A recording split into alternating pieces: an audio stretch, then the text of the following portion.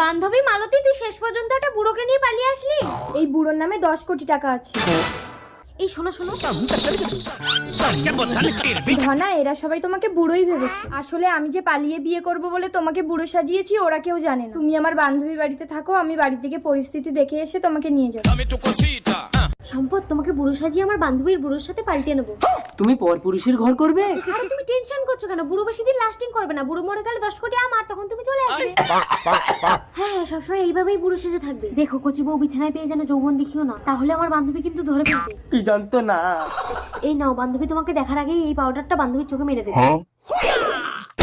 ও বুড়ো, মালতীর থেকে আমি বেশি তোমাকে আদর করব, তুমি আমার ঘর করো। মালতীর কি হবে? আমি তো আছি। এ শালা তো টাকার লোভে বুড়ো সেজে নিজের বউকে আমার। ও দাদু, অত ভাবার সময় নেই। মালতী আসার আগে তোমাকে পাল্টে নিতে হবে, চলো। ওই বুড়ো, কিছু করবি না বলে দিচ্ছি।